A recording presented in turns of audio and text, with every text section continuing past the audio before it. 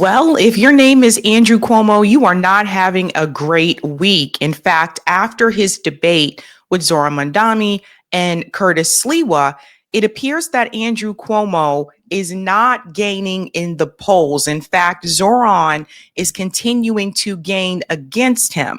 Now, I told you guys before, this pro-Israel position is losing its weight. More and more people are feeling more comfortable criticizing Israel and calling Israel out for what it really is.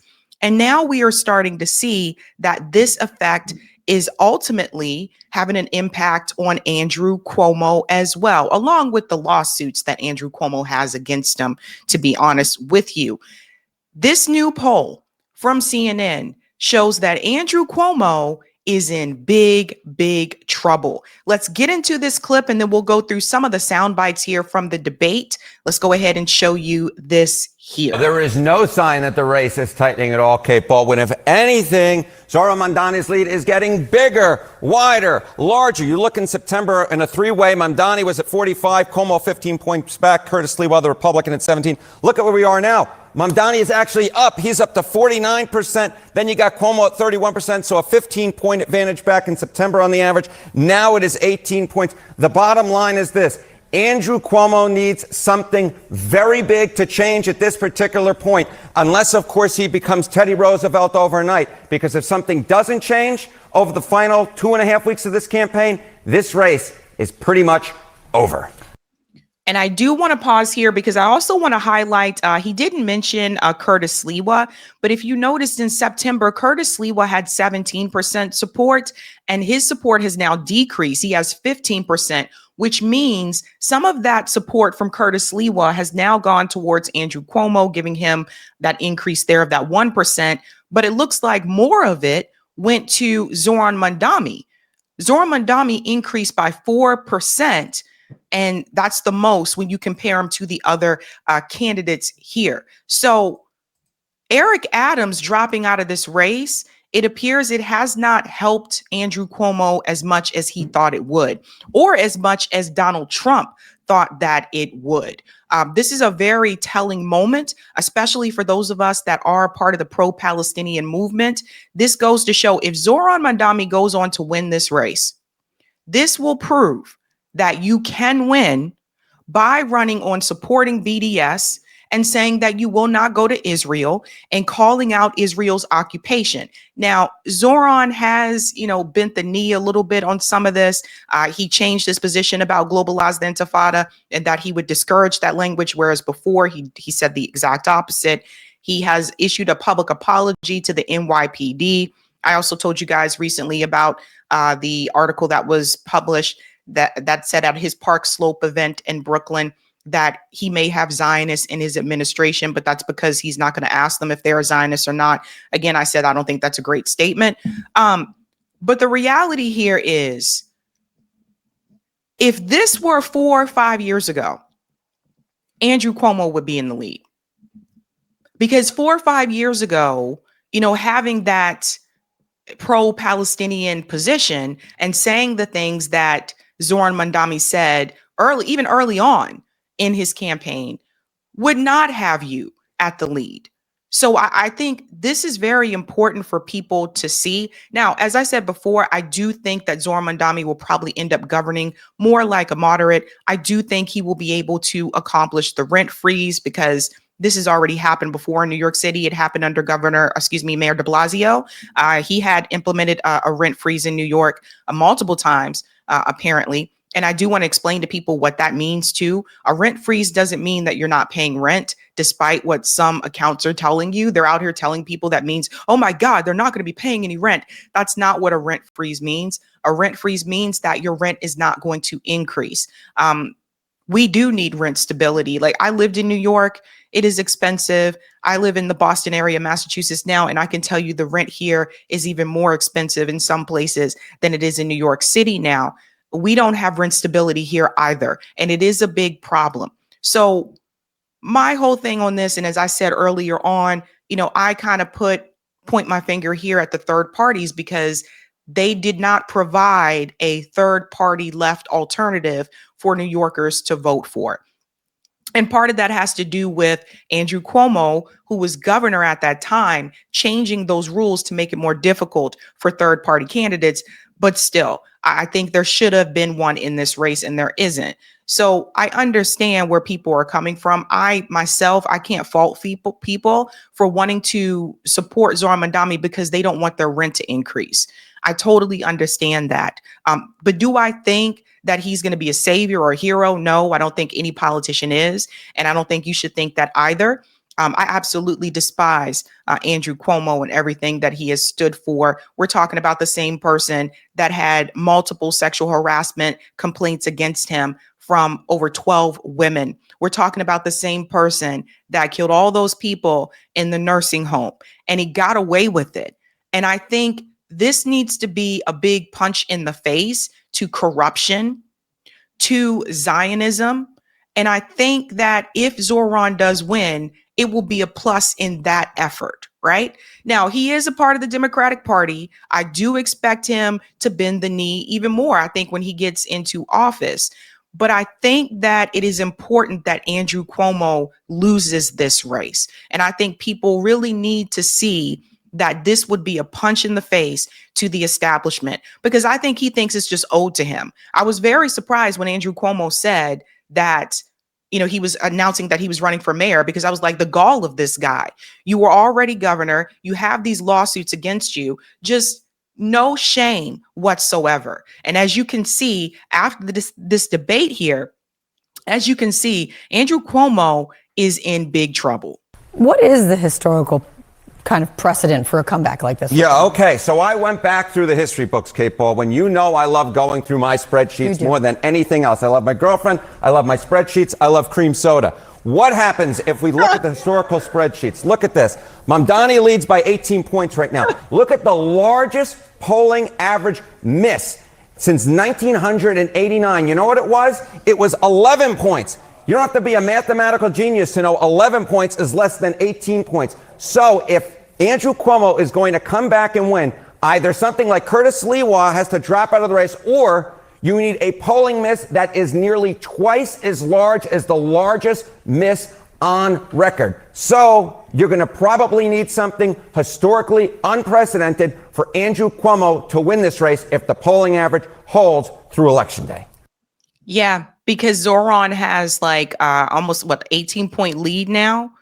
So that would mean the Democratic Party, and I've seen them do it before, they would have to implement some type of trickery that is beyond words. We've seen it happen. We've seen them, find ways to get who they want in. But at this point, it's so close. What is it, 2 weeks away? It's so close.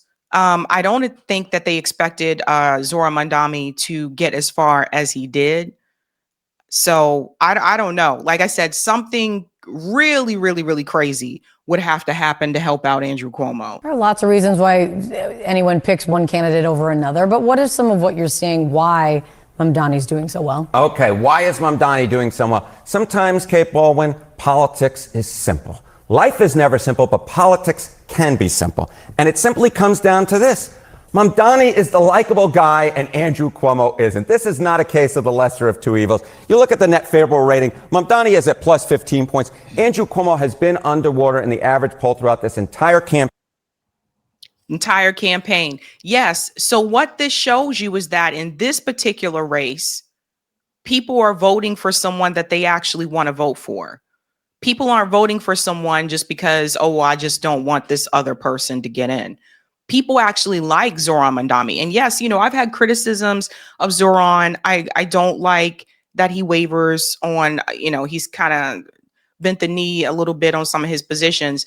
But the excitement that's around him is the same type of excitement that I did see around Bernie in 2016, more so even in 2020, is the same type of excitement that I did see around Barack Obama when he ran as well. And those are presidential races. But I've never seen people this excited to vote for a mayor. And even here in the Boston area, people weren't like this crazy excited about, Mayor Michelle Wu, because the reality is, Boston tends to be a little bit more progressive somewhat. But I've just never seen this before. So people actually like him and people actually want to vote for him. Let's take a look at some of these sound bites here from the debate that I'm going to show you this because I want you to see just that Cuomo this was not good for Andrew Cuomo. It really isn't good. I think he's out of touch. And I think that he still thinks that New York is the New York that, I don't know, elected him for governor. Maybe he still thinks this is 2008. I don't know what he's thinking, but times have really changed. And one of the biggest problems with Andrew Cuomo's campaign is that he didn't move with the times. Listen to this. Why? Because I said to him, don't you dare. We don't need it. And he backed down, and he will again. So that proves a good relationship. Wait a second. The president is going to back down to you, Andrew Cuomo. I know you think you're the toughest guy alive, but let me tell you something.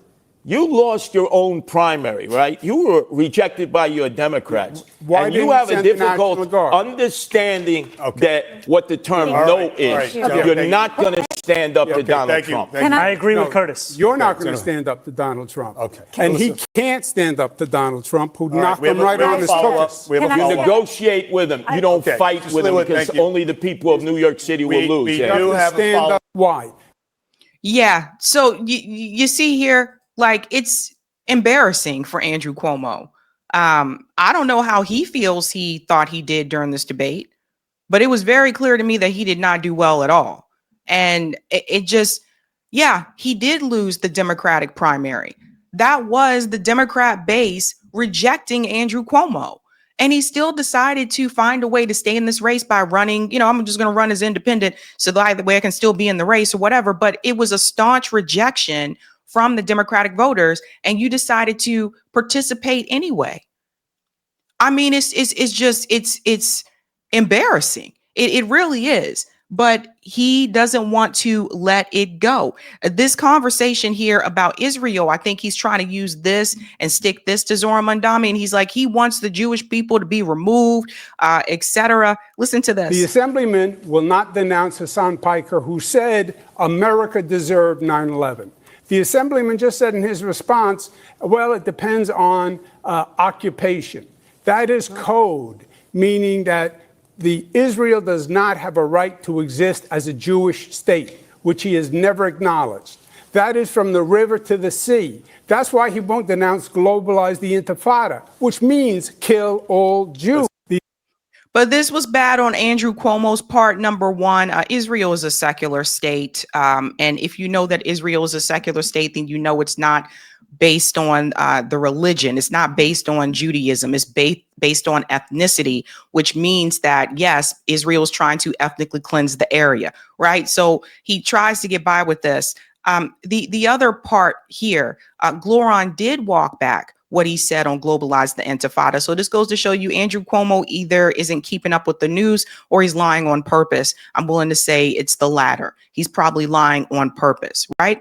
3, this race is about the mayor of New York City. And what was really interesting to me is the amount of time that was spent focusing on another country, focusing on Israel instead of focusing on what matters to New York and to New Yorkers. So that in yourself lets you know who Andrew Cuomo is in the pocket of. I mean, it's so obvious that they're bringing this issue to the forefront when this is a mayor race. This is not a presidential race. This isn't a congressional race where you would vote on legislation, right? You would vote on legislation that could or could not impact Israel.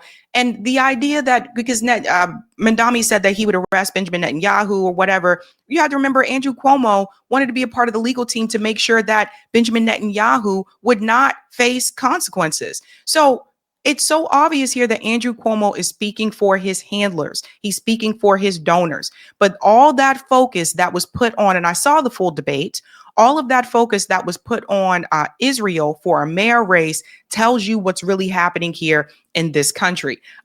Here is a part of the debate here that's about the schools, which I think is important. I believe that we should be delivering the best education across the country here in this city. We will do that by following through on the proposals I've put forward to hire 1,000 more teachers every single year through our community to classroom program. One that will ensure that we're providing each student, whether they be in high school or someone who is an adult looking to become a teacher, with $12,000 in tuition subsidies so that they can start to fulfill the 7,000 to 9,000 additional teachers we need so that we can actually deliver on the Class Size Reduction Act, which I was proud to pass in Albany, that will ensure that children and teachers actually have a manageable ratio in that classroom so that they can learn. Because today, that learning is being rendered impossible by the number of kids in that same classroom. It's time to make sure that that number is lower. I believe. Okay, so this is a good one. I will say this as someone who worked in education for quite some time. I will tell you that there are many people that love teaching, but they're not paid what they should be paid. It is a grueling job. Like it's not what a lot of people think it is. Well, you just get the summers off. Like, no, like it's a grueling job. There's constant push for you to, as an educator, get more certifications in order to educate the student populace. And then there is that student to teacher ratio, which has become a problem over the years, where these classrooms are overcrowded and you have one teacher. And in that instance, you cannot give individual attention to students the way that you would want to, right? Or the way that some of you may have grown up as well. So this is actually a good plan. And the fact is that Andrew Cuomo was governor of New York. He was governor of the whole state. So he had several opportunities to try to improve things for New Yorkers. And I think that when it comes to the education system, like, we know the schools in New York City are not the best schools, right? And it's like, if you live in the city and you want to send your kid to a best school, it's like you got to hope that they get into, one of the charter schools, or you have to move out to the New York City suburbs to go to those schools. And it shouldn't be that way.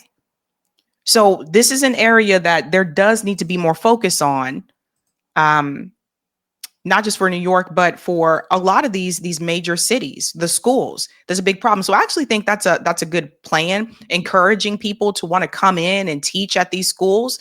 Yeah, people listen. The teacher profession is not increasing. People are leaving teaching for the reasons that I just told you. So I think that's a good idea.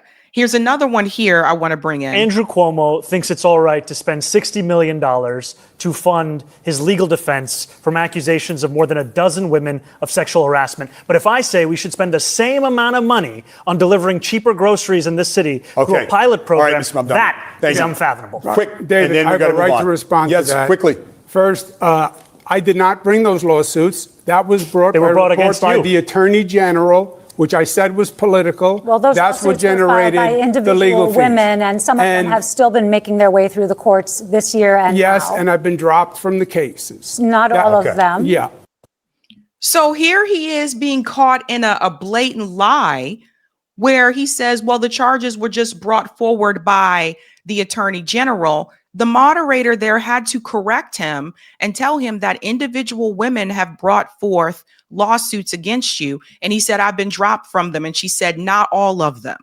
So it's just, this is why I said, look, Andrew Cuomo needs to lose. Like, this guy is, when we talk about corruption, he's the epitome of corruption.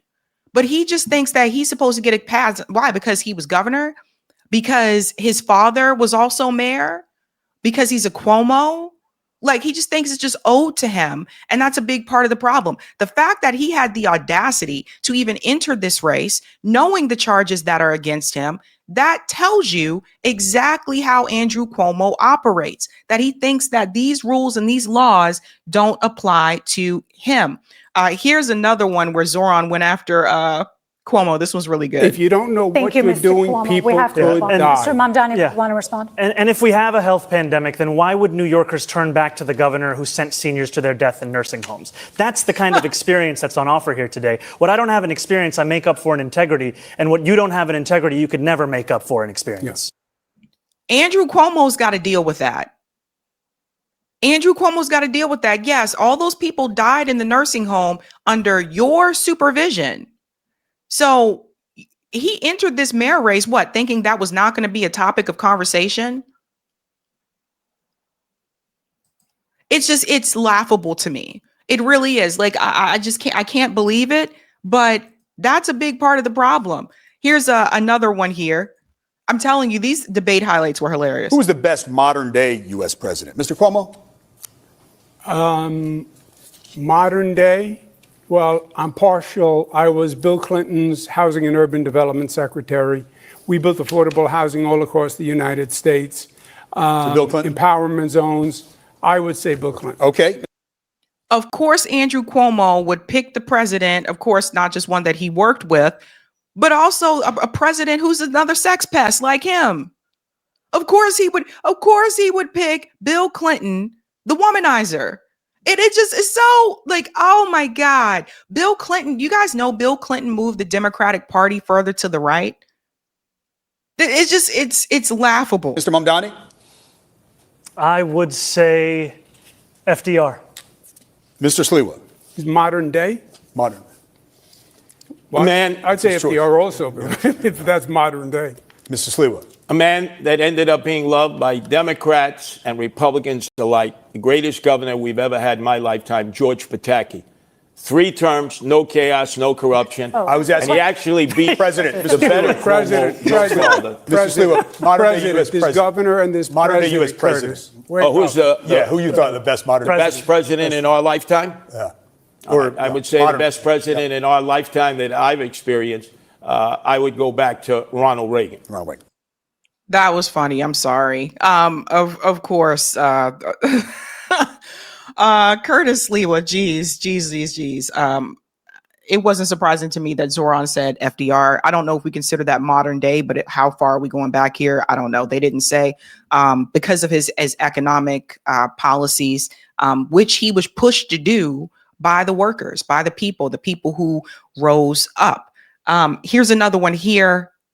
Well, I'm proud to say that yes, will freeze the rent for more than 2 million rent-stabilized tenants. And I will also build 200,000 truly affordable homes across the 5 boroughs over the next 10 years to ensure that tenants, whether rent-stabilized or market rate, can actually have more housing such that they are not being priced out of this city. And finally, I'm also going to make it easier for the private sector to build housing in this city, because what we see today is that it's not labor, it's not materials, it's the weight that is often costing so much to actually build the housing we need in this city. Yeah, like I said, the rent freeze is a big winner. I know people, I have friends that live in New York. I know people that told me that they just don't want their rent to increase anymore. Like that they're solely voting for him just for that. So that's like a big one. Like I said, if you don't have high rent and you don't have to deal with this, then maybe, it's not a big issue to you. He goes on to stress a little bit more here about the rent. Question for you. No, sorry, he invoked me for much of that question. Just a very brief response He's here. very brief. You've heard it from Andrew Cuomo that the number one crisis in this city, the housing crisis, the answer is to evict my wife and I. He thinks you address this crisis by unleashing my landlord's ability to raise my rent. If you think that the problem in this city is that my rent is too low, vote for him. If you know the problem in this city is that your rent is too high, vote for me. Wow.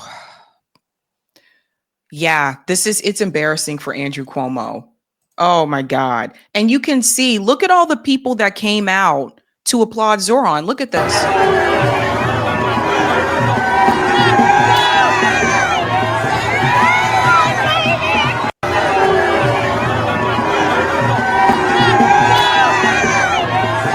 Yeah. See the difference? People are these are people who actually like the person that they're supporting. They want to vote for him. They have a candidate that they actually like. That is the big difference. Even Matt Gaetz came after Andrew Cuomo. Cuomo looked like an old woman in the debate. Oh my.